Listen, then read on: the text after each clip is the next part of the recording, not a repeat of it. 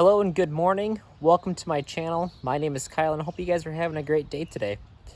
What I want to do today is go over my new 2021 Ford F-150 and give you a little bit of an overview as far as what the truck is, some of the things that I like about it, and from there we'll kind of leave it up to you guys and see what you guys want to see and what you want to have reviewed. So with that being said, let's go ahead and take a look at the truck. All right, here it is, guys. So this is the 2021 Ford F-150. It is an XLT model, and it is the 302A high package. So as you can tell right off the bat, I have done a couple of things to it since I have purchased it. One being the wheels and tires. So you'll probably notice that those look very similar to my old truck, which was a 2018 F-150. It was white. If you haven't seen it, it was in a video prior to this. That's because these are the same exact wheels and tires. So when I traded that truck in, I kept the factory wheels and tires when I bought the truck, and I stuck those guys back on and kept my wheels and tires so I could put it on my new vehicle. So I kept that. I changed out the antenna. Got to have the old 50 cal on there. Got to represent America. So we got that. And then one other feature that we have in the back, because, you know, America, so you got to have another flag. So yeah, so that's what we have on that as far as the exterior things. I did buy the wheel well liners. This is my biggest gripe with Ford, is that, you know, when you buy a $56,000, $57,000 truck, why does it not have wheel well liners to finish it? So I ended up buying those with some Ford points that you got when you purchase the vehicle. So it didn't really cost me anything. It's just more or less annoying that I had to do that on my own. It should just come with it. But, you know, it is what it is. So yeah, the color is called Antimatter Blue. So it's a brand new color for the F-150s for this year. It's a very, very deep metallic blue. In the bright sun, it's got that nice deep blue with the metallic pop on it. And when it gets to be overcast, it almost looks black. So I've had a couple people saying, oh, I was looking for a blue truck when you pulled in, and I thought it was, you know, I was looking for a blue truck and pulled in with a black one. And I said, well, no, it's not black, it's blue. So it's kind of a cool color because it changes on you. But, you know, I like it. So that's what the color is. Let's go ahead and take a look at the door jamb. Get some numbers off this guy for those that are interested in towing. So right there you can see, so maximum payload is 1,872 pounds. That's a couple hundred pounds more than my last vehicle, than my 2018. And most of that is because, well, this one's not the 2.7 EcoBoost. I changed it up. I got a 5-liter. And one of my projects I'm going to be doing today is actually right in that box right there. I'm going to be putting on a different, it's a 70 series Flowmaster. I don't want anything too loud. I do a lot of driving for work. And I, you know, tow my camper. You know, that was in a previous video, so you can check that out. I go through that one pretty much in full detail right off the bat, but yeah, so I'm going to put on a different exhaust today. I'm keeping the factory resonator in place and the factory tailpipe. Really, it's just a muffler change. You know, the muffler that's on this thing is pretty large. You can kind of see it there, but it's very large and it's very quiet, very quiet. So getting rid of that guy, gonna wake it up just a little bit so I can hear that coyote sing when I want to. One of the other things that I did was, I don't have the hood popped right here so I can't show you, but I did put in the JLT 3.0 oil separator. So I put that on the dirty side for the emission system there. Catch can, if you don't know what that is. But I put that on too. I actually kept that off the old truck and put it in.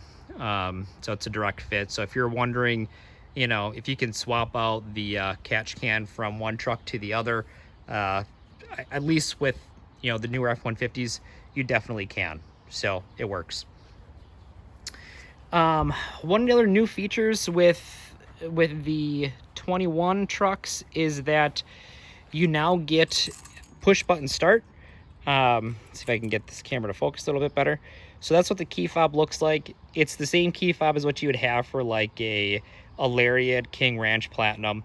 But they just updated it to include now the XLTs, which is really nice because I like my remote start. I know you could get that on the XLTs before, but I really like the push button. I'm in and out of the truck all the time, and just, you know, having the key in your pocket, you can walk up. It has proximity sensors, so the lights turn on, and all the, you know, the doors will unlock when you put your hand behind the handle.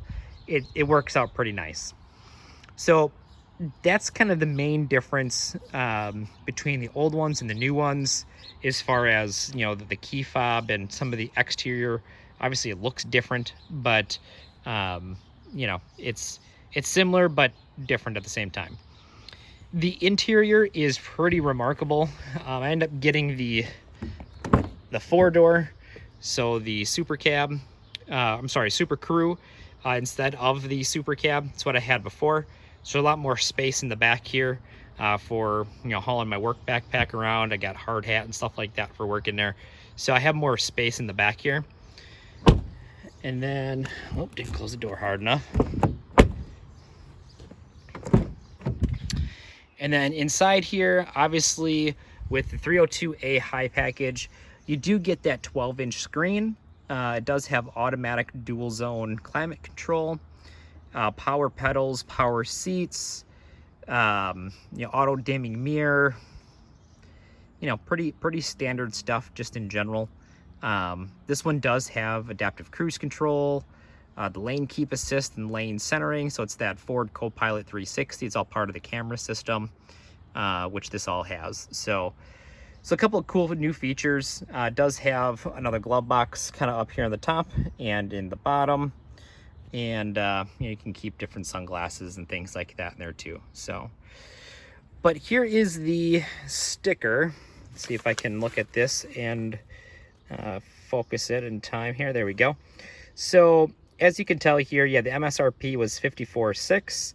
It's not what I paid. So right now, with trucks being pretty hard to come by, you're not going to be getting that, you know, $10,000 off sticker price. That just doesn't exist right now. However, I was able to get some money off. So full disclosure, I ended up paying about $51, $52 just on the sale price. However, they gave me a crazy amount of money for trading on my old truck. They gave me almost $30,000 for a truck that was 3 years old, very base model, is an XL, had 65,000 miles on it. And, you know, they basically gave me what I paid for the truck. So it didn't cost me anything to drive it for the last 3 years, which is pretty remarkable. But here you can kind of see some of the options that I have on here. Obviously, you got the 5-liter V8, some steps, the tow package, the 360 Copilot. It does have the extended range fuel tank, which will be super handy when I'm towing. So my old truck with the 2.7 had the 23-gallon standard tank, and you know, I could go about 200 miles with it before I had to start looking for fuel. And with this, I'm getting closer to 320 miles before I have to start getting fuel. Regular, just, you know, straight driving, not towing, fuel economy. My 2.7 with my old truck would get about 19 and a half. And this one I'm getting closer to like 22, sometimes 23. So it's actually getting better fuel economy, and in my opinion, it tows better than the 2.7.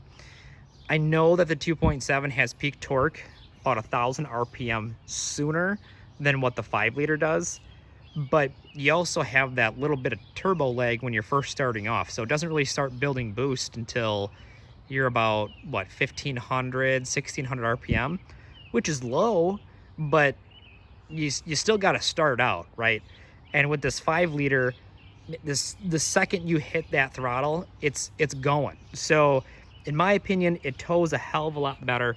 and it also feels a little bit more planted to the ground, which I'm not really quite sure why that is.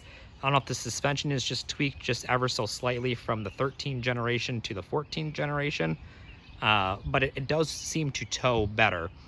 And my towing economy is better as well. So I'm getting about 10 miles to the gallon when I'm towing my camper, where, you know, with the 2.7, I was about 8.5. So it was really taxing that 2.7. Had plenty of power to go up any hill or anything like that, but it just seemed to be a little bit more thirsty than what the 5 liter is. So with that being said, that was just a real quick overview. You know, I've had it for about a month and a half. I've driven about 4,000 miles. It's been flawless. You know, I haven't had any issue. Some of the people that had the F-150s before, you know, they had some oil consumption problems and things like that with the 5 liters in the 18 to 20 models a year. I haven't experienced that at all. I've watched it pretty closely, and I haven't had any problems with oil consumption or anything like that. So we'll see. Obviously, longevity wise, in theory, the 5 liter should be better just because there's less moving parts than what the 2.7 or the 3.5 EcoBoost are. But you know, time will tell. So I guess with that being said, you know, if there's something that you guys want to see a more in-depth review on with my truck in particular, let me know, and I'd be more than happy to go over those items. You know, this is something that I just do kind of in my free time, so I'm not posting videos every week or anything like that. But if you leave some comments down below, I can tell you probably within like a month or so I can put out a new video and get this, you know, get your answers questioned, or wow, your questions answered. Had a little dyslexic moment there, but no, I can get your questions answered, and we can figure out what you guys really want to see.